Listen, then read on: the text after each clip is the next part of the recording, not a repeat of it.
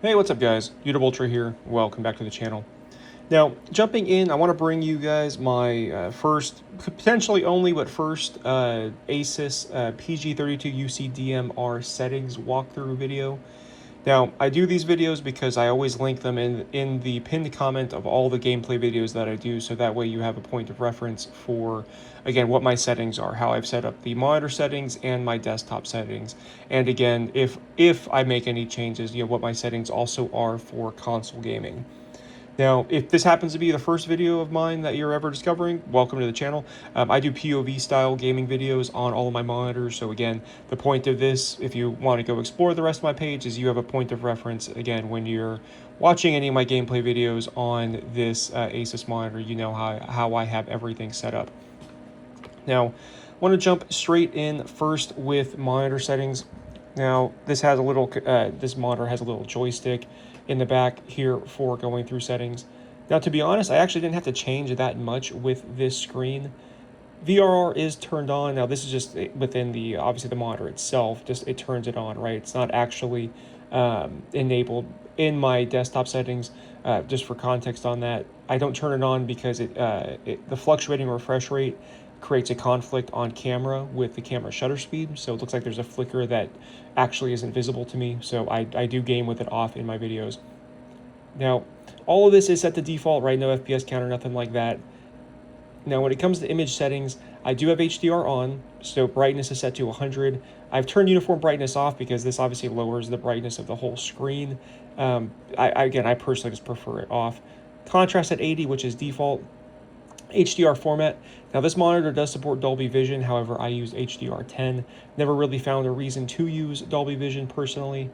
Now, in terms of HDR settings, I am using the True Black 400 setting. What's also cool about this monitor, though, is it gives you the ability to turn on adjustable HDR. All that toggle really does in the ASUS platform here is enable you to adjust brightness and color settings. If you turn that toggle off, it just grays those settings out. Now, I haven't made any personal adjustments to those settings. I do think that's pretty cool, though, that it gives you that ability.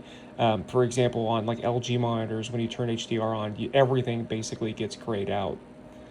Now, in the color settings, color temp is set to 6500K, saturation set to 50, and no individual changes to the 6-axis saturation here. Everything else on this monitor is just like OLED care settings, which I have everything at default. I have not done anything special or different here with any of these settings. Now, with that, I do want to go ahead and bring my desktop settings up. So first off, just going in, so on desktop, even what you see here, I do have HDR on. Now, bringing the general profile up, nothing really that I don't change anything here on this setting. I did just want to bring up, though, that when you're here in display settings, under the HDR menu, this is just something for how I navigate my desktop generally. There's this SDR brightness slider, if you didn't know that. This will default to like 50 when you turn HDR on. I personally turn it to 90. Again, just increases the brightness of the desktop experience. But again, I just always leave this on by default, so it's easy. I don't have to go in and toggle anything HDR on or off in the desktop settings.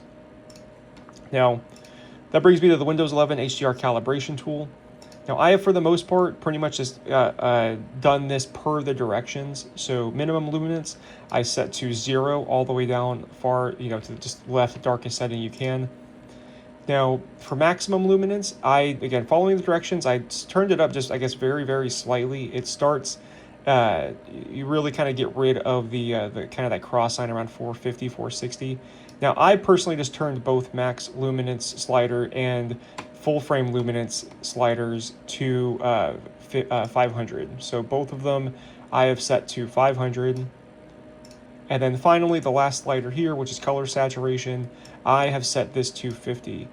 Now, on the LG monitor, if you've ever seen any of my LG ultra-wide videos, especially for the GX9, I typically turn this to 60. Again, I have found 50, though, to be a nice, kind of happy, just medium. Like I said, to be honest, when I calibrate, this is all, probably should have said this at the beginning, but personal preference here. I'm not trying to like achieve some certain ratings or anything like that. I just want to game on an image that I really like, and then obviously record on that.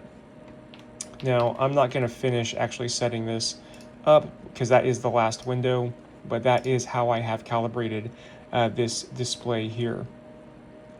Now, last thing of note is just on the NVIDIA settings, just so you have an idea of how I have my NVIDIA app set up. And this applies to the NVIDIA control panel. I've done nothing special in like the control panel. For the most part, everything is default. I do turn VSync on the driver level under global settings. I was gonna say very rarely will I turn this off on a per game setting. I actually don't even think there is a game where I turn it off. Now, in terms of DLSS overrides, I do have overrides set on the global settings. Frame gen set to preset B. In terms of the actual DLSS model, set to preset M.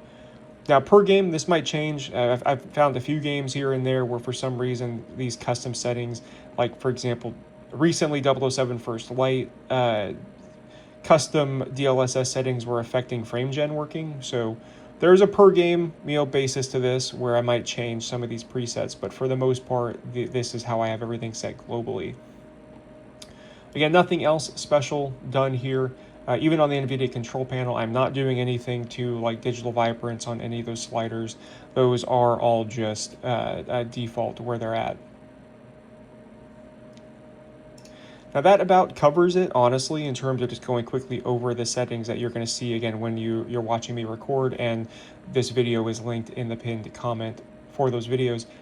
Now when it comes to PS5 Pro, all of these settings are the same when it comes to monitor settings. Obviously, PS5 Pro has its own HDR calibration. When it comes to that, I do, per the directions, I don't do anything special. That is just, I follow directions strictly that the PS5 Pro has for HDR calibration, and that's been perfectly fine in my experience with this screen. And again, the monitor settings for console gaming are exactly as you've seen here. I'm using HDR10, the True Black 400 setting, not the game console HDR or gaming HDR. Those all do different things, particularly in terms of like brightness boost and those other features that ASUS monitors have. But for me personally, I really haven't enjoyed the True Black 400 mode. I think it is the best of the ones I've tested here as I've been playing on this monitor. Now, like I said, that honestly really just covers everything I wanted to talk about here. Now let me know in the comments though what you guys think. I'm really curious, again, if you have any questions, or maybe if you have this monitor, if there's anything that you've discovered perhaps with settings that you like to play with. But yeah, this pretty much covers how I have everything set up. And again, if you're watching this video particularly through a link in the pinned comment, then just know these are the settings that I used in recording. Now, I appreciate you guys so much for watching. Again, if this is your first video you're ever seeing of mine, check out all my playlists. Please, I invite you, if you're interested in the gameplay that I have and the testing of various games on the displays I play on. With that, I appreciate you guys so much. Please over that like button and subscribe, and I'll talk to you later.